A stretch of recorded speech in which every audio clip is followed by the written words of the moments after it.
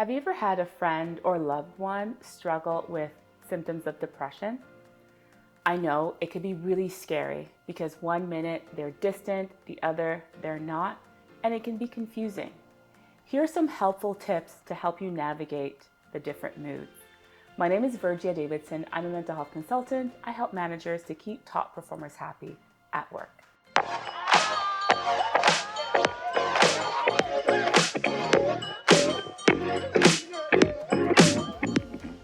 Here's the first tip.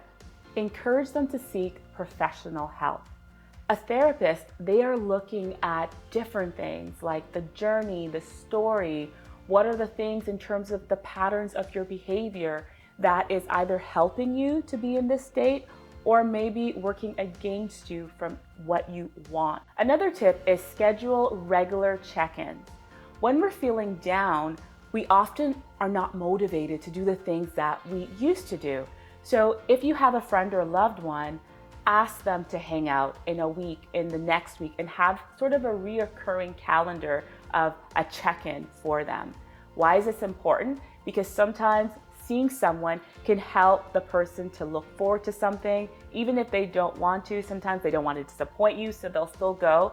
And then they'll actually feel the benefits of that connection and that enthusiasm of, all right, let me try one more time. Let me continue pushing. Don't underestimate the power of regular check-ins. Another tip is exercise together. Go for a walk, change the scenery. If you both have gym passes, go to the gym. Go to something that gets you moving. Because exercise, that's one of my favorite things that I like to do, but it helps to get those feel-good juices flowing in your brain. Tip number 4, cook together.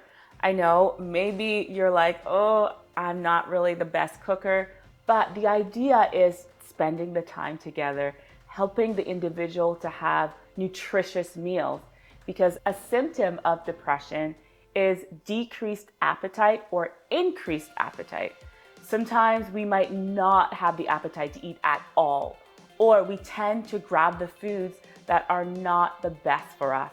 So if you schedule cooking dates or things that bring that nutrition in, can actually help to keep the focus and the energy and begin to regulate the mood. Another helpful tip is learn about the depression. There are different types of depression. There's seasonal depression, and then there's depression that lingers a little bit longer depending on different circumstances. And other times, you might not be able to point your finger at where the low moods are coming from. So take some time to learn about what that loved one or that friend is dealing with. That can help increase that empathy level. Tip number 6, increase self-soothing activities. What are the things that maybe your friend used to like to do, whether it's just taking slow, deep breaths, or whether it's a hobby that maybe that friend or loved one, they don't want to do it anymore. So important to schedule those things because that can help to regulate the mood and disrupt that negative flow of that feeling. Encourage self-soothing techniques.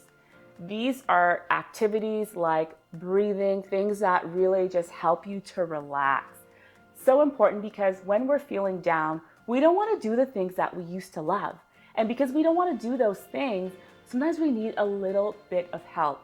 So if you've been around that friend or that loved one for quite some time, encourage them to do those things, even if they don't have the motivation to do so.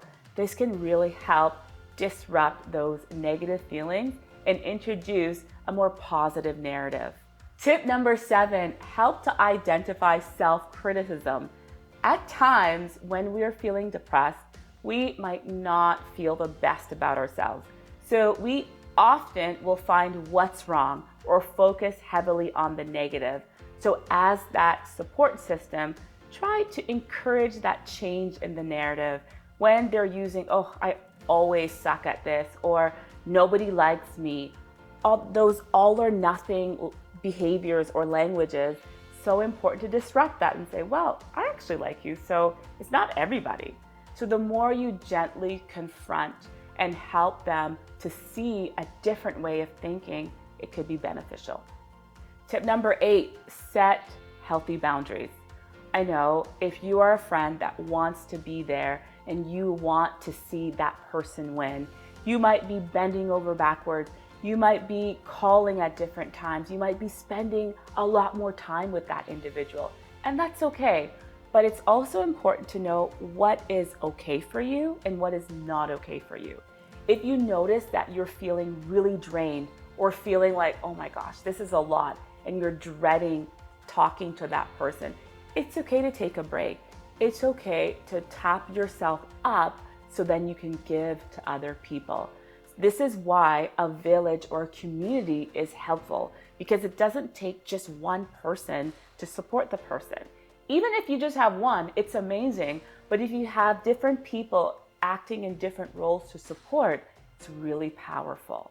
Tip number 9, ask about safety directly. I know it can feel uncomfortable. It can feel like, oh, I'm kind of overstepping my boundary. But when it comes to the safety of others, it's so important to be mindful that you need to ask, because sometimes those thoughts are swirling around in their head and they might not have the direct reason to do anything, but sometimes just having those thoughts can be scary.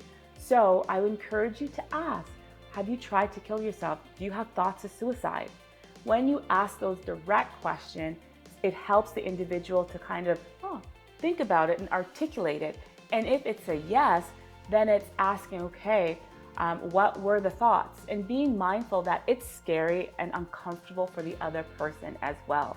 And this is where having support professionally can really help to navigate. But don't underestimate the power of just being there for the person. A lot of times, just having someone makes the difference.